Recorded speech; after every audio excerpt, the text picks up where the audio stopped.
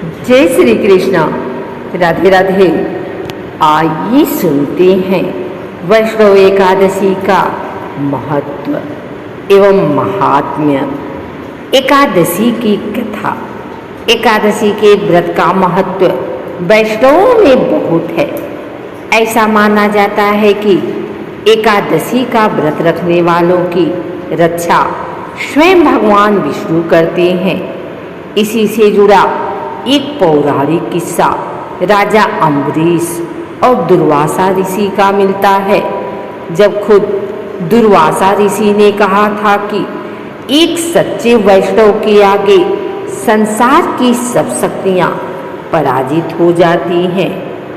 वैष्णव उपासना पद्धति में भक्ति मार्ग के अंतर्गत एकादशी के व्रत का महत्व वर्णित किया गया है। एक माह में आने वाली दोनों एकादशियों के व्रत से शारीरिक और मानसिक दोनों की उन्नति प्राप्त होती है। इसीलिए वैष्णव विशेष रूप से एकादशी के व्रत को अधिक महत्व देते हैं। पौराणिक काल में राजा अम्बरीश, जो एक परम वैष्णव भक्त थे, एकादशी का व्रत किया करते थे। एक बार वो एकादशी का व्रत करके द्वादशी के दिन पारण करके व्रत की पूर्ति करने वाले थे। उसी समय अपने अनेकों शिष्यों के साथ दुर्वासा ऋषि उनके भवन में पधारे। शिष्टाचारवश राजा ने उनसे भोजन के लिए आग्रह किया। दुर्वासा जी संध्या के लिए नदी पर स्नान करने के लिए गए और लौटने में जानबूझकर देरी कर दी। इधर अम्बरीश दुर्वासा जी के आने की राह देख रहे थे ताकि उनको भोजन कराया जा सके, लेकिन जानबूझकर दुर्वासा जी द्वारा किए गए विलंब के कारण द्वादशी तिथि समाप्त होने जा रही थी।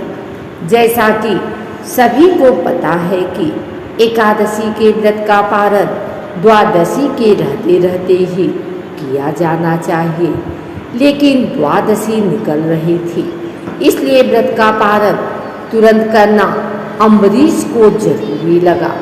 अम्बरीश ने दुर्वासा जी को भोजन कराने से पहले कुछ ग्रहण करना ठीक नहीं समझा, लेकिन व्रत की पूर्ति के लिए उन्होंने केवल जल से आचमन कर लिया और व्रत का पारण कर लिया।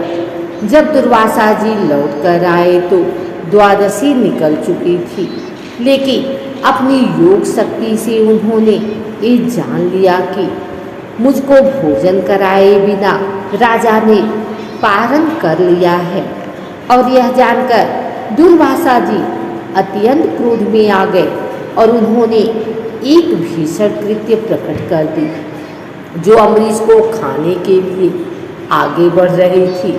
लेकिन वैष्णव अम्बरीश की रक्षा में भगवान विष्णु का सुदर्शन चक्र नियत था, इसलिए सुदर्शन चक्र ने पहले कृत्या को नष्ट किया। वहीं दूसरी ओर वह दुर्वासा जी को भी दंड देने के लिए आगे बढ़ा। दुर्वासा भयभीत होकर सारे लोकों में भ्रमण करते रहे, लेकिन किसी ने दुर्वासा जी को शरण नहीं दी। आखिर में दुर्वासा भगवान विष्णु की शरण में गए और उनसे सुदर्शन चक्र से सुरक्षा के लिए गुहार लगाई, लेकिन भगवान विष्णु ने दुर्वासा को राह दिखाते हुए कहा कि उन्होंने एक वैष्णव को सताया है, इसलिए जिसको उन्होंने सताया है वही उन्हें क्षमा कर सकता है। इसीलिए उन्हें राजा अम्बरीश की शरण में ही जाना चाहिए। भगवान विष्णु की बात सुनकर दुर्वासा जी अम्बरीश की शरण में आ गए। इन सब में पूरा 1 साल बीत गया था और हैरानी की बात ये थी कि राजा अम्बरीश अभी भी दुर्वासा ऋषि की राह देख रहे थे। दुर्वासा जी को अपने समक्ष देख अम्बरीश ने दुर्वासा जी को दोनों हाथों से पकड़कर उन्हें उठाया और स्वयं को अपराधी बताते हुए कहने लगे कि मेरे कारण आपको इतना कष्ट हुआ, इसके लिए मैं क्षमा प्रार्थी हूँ। और उन्होंने सुदर्शन चक्र से दुर्वासा जी को क्षमा करने की प्रार्थना की और दुर्वासा जी को भोजन कराकर तब उनके प्रसाद स्वरूप भोजन को ग्रहण किया। दुर्वासा जी के मुंह से ये शब्द निकल पड़े, धन्य है वैष्णव जिनके हृदय में इतना सौहार्द और प्रेम होता है। इसीलिए संसार की सब शक्तियाँ वैष्णव से पराजित हो जाती हैं। अगर आपको हमारी वीडियो अच्छी लगी हो तो इसे लाइक करें, कमेंट करें, शेयर करें।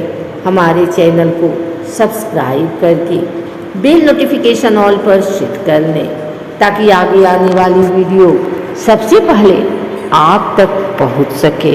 धन्यवाद।